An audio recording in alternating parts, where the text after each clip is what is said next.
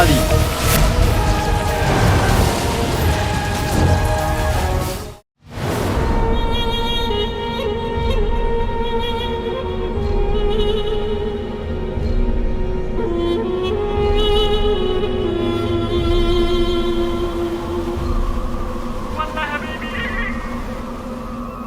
আমি তো ভেবেছিলাম যে আমরা কয়েকদিনের মধ্যে আমাদের নিজেদের বাড়িতে ফিরে যাব বাজিরে আলা, কিন্তু আমরা আবার বাগদাদে যাচ্ছি। আমাদের জীবনটা দেখুন বাজিরে আলা, কতটা অদ্ভুত। কখনো এখানে তো কখনো ওখানে, তো কখনো ওখানে তো কখনো এখানে। চন্দু, আমি বলতে চাইছি চাঁদ চঙ্গেজি, তুমি কত মিষ্টি কথা বলো, আর তোমার মনে হয় না তুমি তোমার বয়সের অনুপাতে একটু বেশিই কথা বলো? কথা তো আমাদের সময় বলা হতো না, মানে আমার দাদু এ কথা বলতো। আপনি যদি চান আমি আপনাকে আমার দাদুর সাথে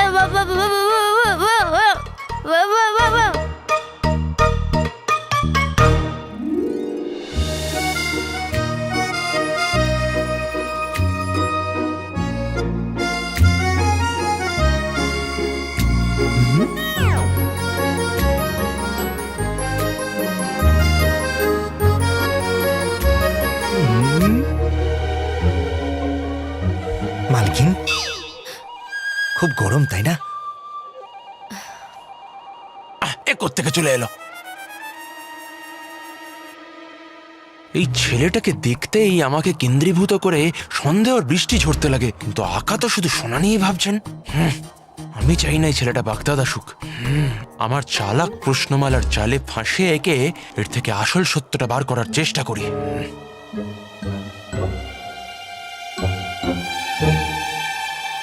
আজকাল তুমি বেশ তাড়াতাড়ি চলছো জিনু। জিনু? কে জিনু? কে জিনু? আমি কি জানি? তাহলে আমি কি জানি? অদ্ভুত তো। আকা মানে আমি বলতে চাইছি যে দাদা আপনাদের বন্ধুত্বের খাতিরে নিমন্ত্রণ তো করলো, কিন্তু আমার মনে হয় না যে বাগদাদ শহরে আপনার মতন মানুষের মন বসবে। জায়গাটা মজার হোক বা বেকার, যেখানে বাণিজ্য হবে সওদাগর সেইখানেই যাবে। আর আমি যেটা চাই সেটা শুধু বাগদাদেই আছে। সেটা কি? আমার মা, আমার ভালোবাসা আর আমার ভাই। এদের সবার ওখানকার মশলা আর খেজুর খুবই পছন্দের, সেই জন্য তো বাগদাদে যেতেই হবে। একদম না। এটা যদি আপনি আমাদের বলে দেন তাহলে আমরা পাঠিয়ে দেবো। আসলে কি আমার একটা নীতি আছে যে আমি কারুর থেকে কিছু নিই না। জুনায়েদ ভাই, বলছি বাগদাদে ব্যবসার কিন্তু খুবই মন্দ অবস্থা, আর লোকজন ওখানে খুব অলস। এমনি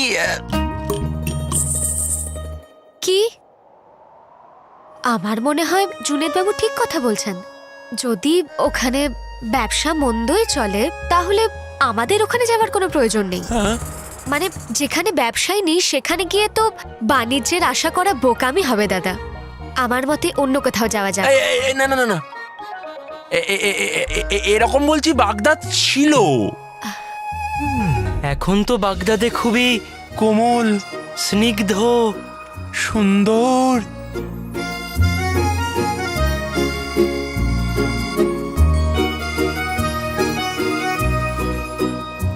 ব্যাস তাহলে ঠিক আছে, আমরা এবার বাগদাদেই যাব। হ্যাঁ, বাগদাদকে আপনারা নিজেদের ভাবুন। প্রাণ খুলে হাসুন, আপনারা বাগদাদ চলে এসেছেন।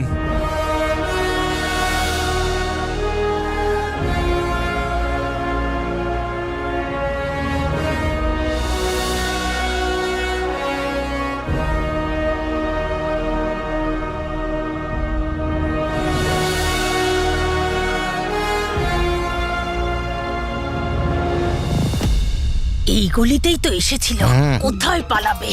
এই প্রত্যেকটা গলি আমি চিনি। দেখো মিয়া, আমরা অনেক ধনী হয়ে যাব একবার ওই লোকটাকে আমি পাই আর বাজিরে আলার সামনে সাক্ষী দিয়ে দিই। বেগম, আমি সব সময় চেয়েছি যে তুমি কলার খোসায় পা হরকে পড়ো, কিন্তু আজ আমি একদম মন থেকে চাইছি তোমার মুখে ফুলচন্দন পড়ুক। পৃথিবীর মধ্যে সবচেয়ে সুন্দর বেগম তুমি। এইটুকু একটা শরীরের মধ্যে এত কথা থাকে কোথায়? প্রশংসা করছি তোমার। ওই যে যাচ্ছে, চলো চলো, ধরো ধরো। ঈশ্বরের অনেক কৃপা যে আমি ওই দুজনের থেকে পালিয়ে আসতে পেরেছি। জানি না কোন সওদাগর আলীর কথা বলছে।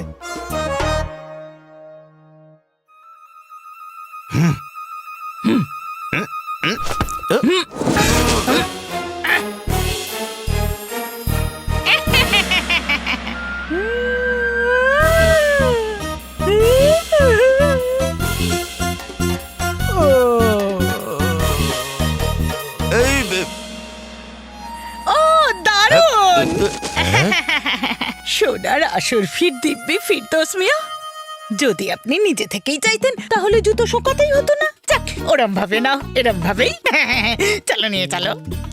দাঁড়াও বেগম, একে উঠিয়ে নিয়ে যাওয়ার ব্যবস্থা করি। উঠাতে হবে?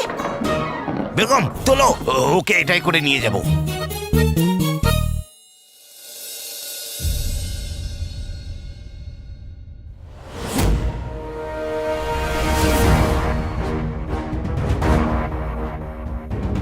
প্রীতি, বাবার এই বইতে আমি মঙ্গলের রাজার একটা পুরনো ছবি পেয়েছি, কিন্তু ওনার ব্যাপারে আর ওনার রাজ্যের ব্যাপারে বিশেষ কিছু লেখা নেই।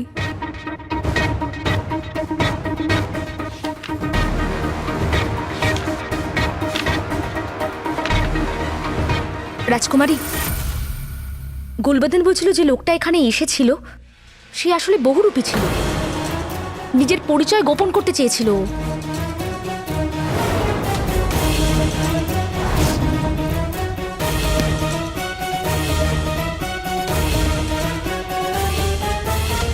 রাজকুমারী, ওয়াজিরে আলা তার প্রতিনিধিদের সাথে ফিরে এসেছেন।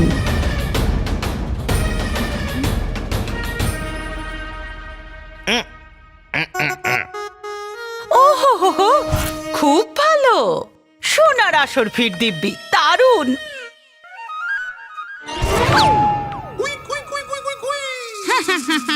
যদি আমার জীবনেও এমন একটা দিন আসে যে তুমি দড়ি দিয়ে বাঁধা কোণে পড়ে থাকবে আর আমি শুধু তোমাকে দেখবো।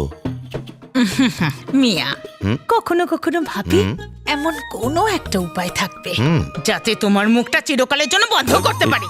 কাল সকালে গুল্লুকে দিয়ে ফিরদৌসকে ওয়াজির আলার সামনে হাজির করাবো, যাতে উনি আলীর সত্যিটা জানতে পারে। আলী ওনাকে মিথ্যে কথা বলেছে, আর তারপর আমার গুল্লুর উন্নতি হবে আর আমরা অনেক সম্পত্তির মালিক হব। অনেক সম্পত্তি। কিন্তু মিয়া, এই কথাটা আমাদের দুজনের মধ্যেই যেন থাকে। দুজনের মধ্যে? দুজনের মধ্যে কেন? কারণ আমাদের বৌমার মনটা খুব ভালো, সবকিছু বলে দেয়, সারা পাড়ায় না ঢাক পিটিয়ে বেড়ায়। বাহ বেগম বাহ, একদিনে এত বুদ্ধিমতির মতো কথা তুমি কোনোদিন বলনি। এখন আমরা সকাল হওয়ার অপেক্ষা করব। হায় আল্লাহ, আমার বাড়িতে আমার থেকেই গোপনীয়তা। এই বুড়ো বুড়ির না খুব ডানা গজিয়েছে, মনে হচ্ছে কাটতে হবে। খুব চালাক মনে করে নিজেদের, এক্ষুনি মজা দেখাচ্ছি। বেশি কথা বলি না।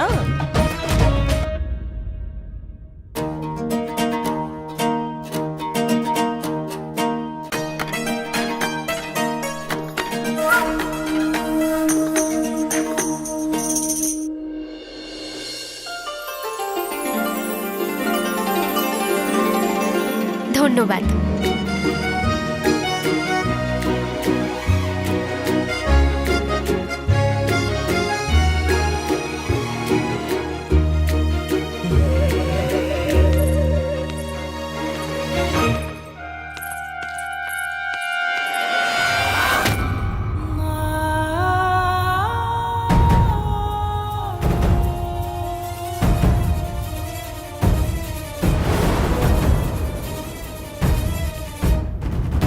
এই আলী এখানে কি করছে?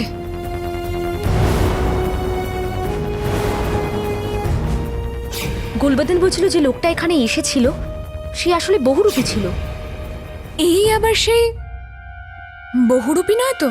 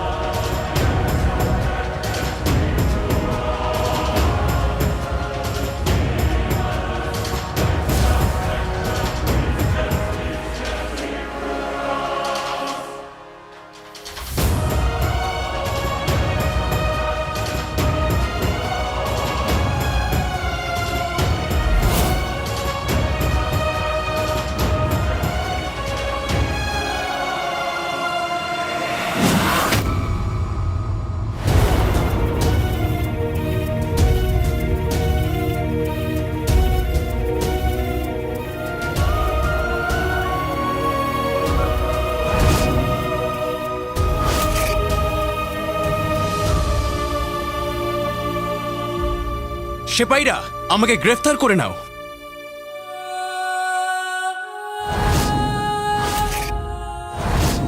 বন্দি তো আমি আগেই হয়ে গেছি, এবার গ্রেফতার হতে চাই।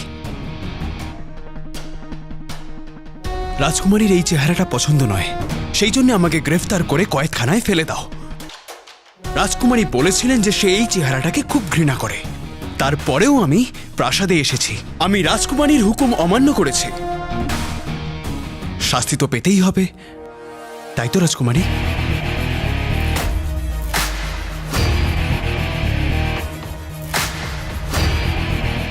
আকা এটা কি করছে? এত বাধা পেরিয়ে তো বাগদাদে এলাম।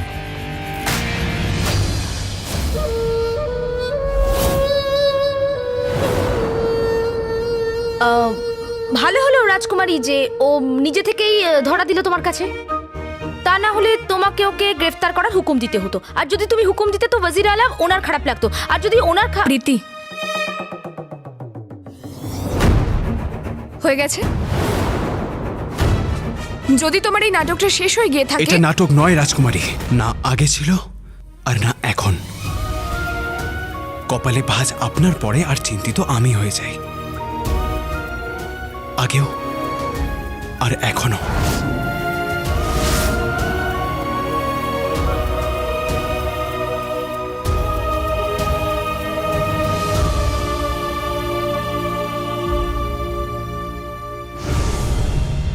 আমি বলতে চাইছি, যখন আপনি তোতা হয়ে গিয়েছিলেন আমার খুব চিন্তা হয়েছিল। আসলে কি, ছোটবেলা থেকেই আমার পাখিদের প্রতি খুবই ভালোবাসা, একটা আলাদা টান তাদের প্রতি। কিন্তু এখন না তো আপনি পাখি আর না তো আপনি বোবা। তা বলে কি এটা ভালো দেখায় যে আপনি সেপাইদের হুকুম করবেন আমাকে বন্দি করবার জন্যে? না তো, সেই জন্যে আমি নিজেই এটা করে ফেললাম। ঠিক করেছি না বলুন?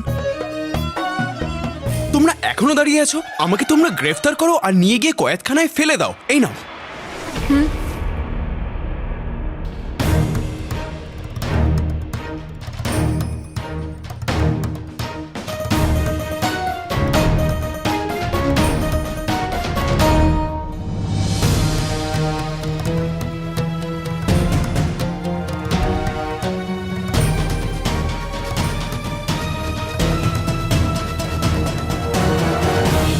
এটা বাগদাদ জানি, আর এখানে একমাত্র হুকুম বাগদাদের সুলতানাই দিতে পারে। অবশ্যই। তোমার সত্যিটা আমি ভালোভাবে জানি, তুমি একটা বহুরূপী। সেই জন্যই তোমায় এক্ষুনি সারা জীবনের জন্য বাগদাদ থেকে যাওয়ার হুকুম দিচ্ছি আমি তোমায়।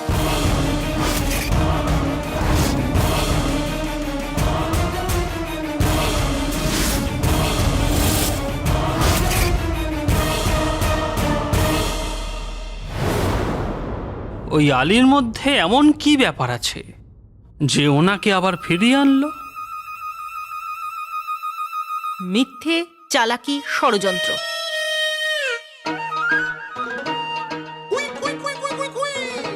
আমার গুল্লু, গুল্লু, তোমার এরকম চাঁদের মতন মুখে এত চিন্তা কিসের?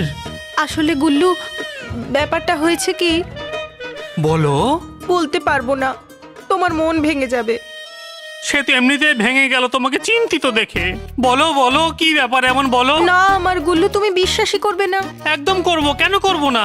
বাবার বেকারত্ব, মায়ের মোটা বুদ্ধি, আর তুমি, তোমাদের তিনজনকে আমি খুব বিশ্বাস করি। যদি গুল্লু, যদি এটা সত্যি না হতো, কিন্তু তোমার মা বাবা তোমার অজান্তে তোমাকে ঠকানোর পরিকল্পনা করছে। কি? হ্যাঁ আমার গুল্লু, হ্যাঁ। আর ওই যে সওদাগর আলী, সে আঙ্কারা থেকে আসেনি। তোমার মা বাবা একটা লোককে ধরে নিয়ে এসেছে যে এই ঘটনার সাক্ষী। হ্যাঁ, আর ওই সাক্ষীকে তোমার বাবা মা ওয়াজিরে আলার কাছে সাক্ষী দিতে নিয়ে যাচ্ছে, যাতে ওয়াজিরে আলাকে খুশি করতে পারে আর তোমার সিঁড়ি কেড়ে নিতে পারে। সিঁড়ি? কোন সিঁড়ি? আরে আমার বোকা গুল্লু, তোমার উন্নতির সিঁড়ি, যাতে তুমি উঠতে যদি ওই সাক্ষী তোমার হাতে আসতো। তুমি সত্যি কথা বলছো গুল্লু? মিথ্যে তো আমি বলি না, সরল তো। হায় আমার সরল বেগম, শুধু তুমিই তো আমার জন্য এত চিন্তা করো। আল্লাহ যেন ওই মূর্খগুলোকে মানে মা বাবার সুখের জীবন তোমাকে দিয়ে দিক। আমি কথা দিচ্ছি, আমি ওই দুজনকেও দেখে নেব আর ওই আলীর সত্যতা সবার সামনে নিয়ে আসবো।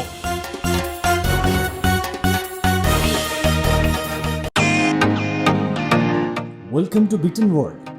How may I assist you? নতুন ফ্ল্যাটের জন্য একটা স্ট্যান্ড ফ্যান আর কুলার নেব। এই পচা গরম থেকে একটু স্বস্তি চাই। বাজার চলতে সব ব্র্যান্ড আর ভরসাযোগ্য নয়।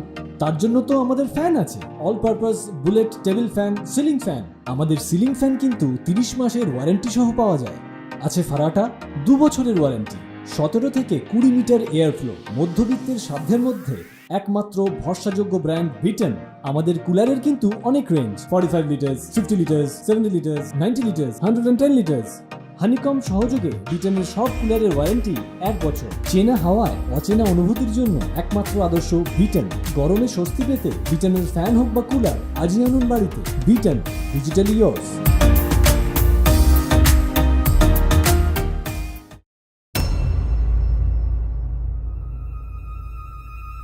আপনি আমাকে চলে যাবার জন্য বলেন, আর আপনার হবু স্বামী আসবার জন্য বলে।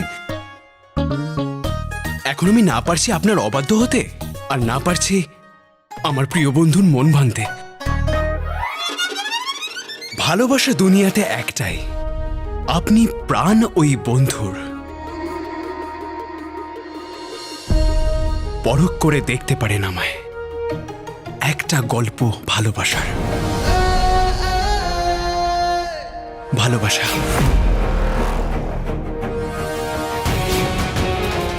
ঠকানো,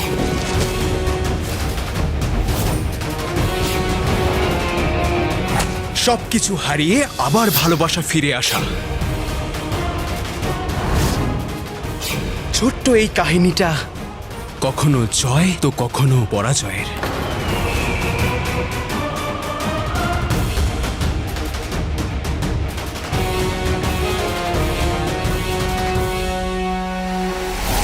দারুণ।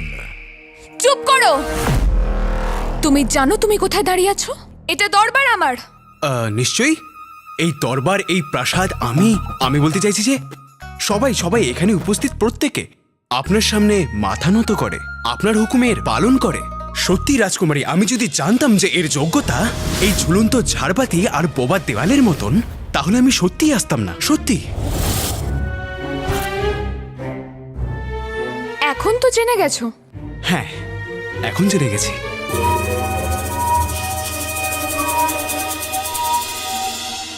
তোমার মুখটা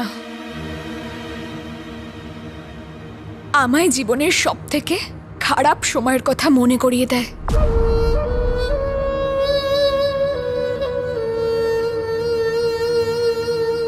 সেই জন্যই তোমায় এক্ষুনি সারা জীবনের জন্য বাগদাদ থেকে যেতে হবে। এটাই আমার হুকুম।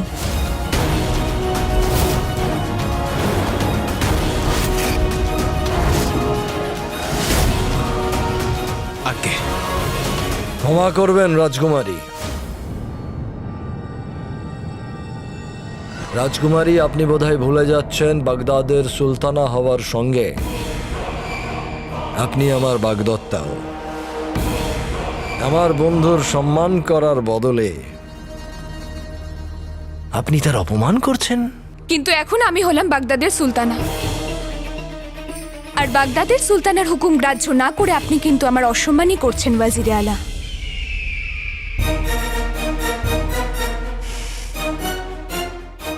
আমি আপনার সাথে একান্তে কথা বলবো। আজ্ঞে।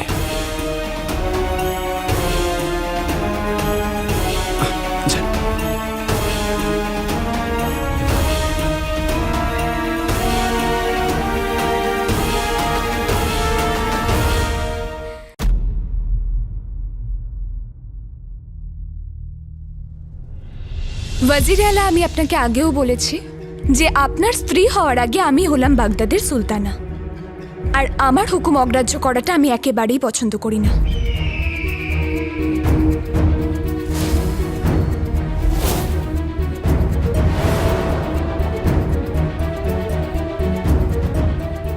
বাগদাদের জনগণের কি হবে? ওদের ব্যাপারে আপনি ভেবেছেন যে ওরা কি বলবে? আপনি কি বলতে চাইছেন? আমি কিছুই বলতে চাই না, শুধু একটা প্রশ্ন করতে চাই আপনার কাছে। সাম্প্রতিককালে বাগদাদে যে কথাবার্তাগুলো হচ্ছে আপনি সেটা জানেন? রাজকুমারী ইয়াসমিন পুরো বাগদাদ এটা জানে যে এ আলাদিন নয় বরং আলী। যে মানুষটা বাগদাদের প্রাণ আর সম্মান রাজকুমারী ইয়াসমিনের প্রাণ বাঁচিয়েছে, সব জনগণ এই মানুষটাকে সম্মান প্রদান করতে চায়, তাকে অভিনন্দন জানাতে চায়, আর এমনকি উৎসব পালন করতে চায়।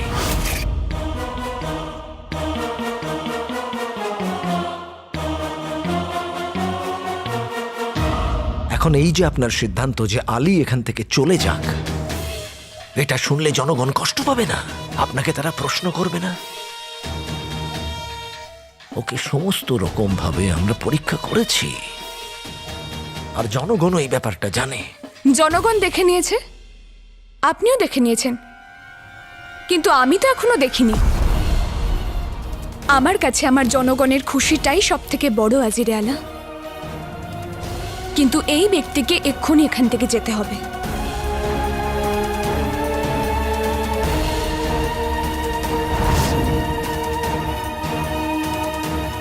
কারণ আমি এটা জানি যে ও আলাদিন।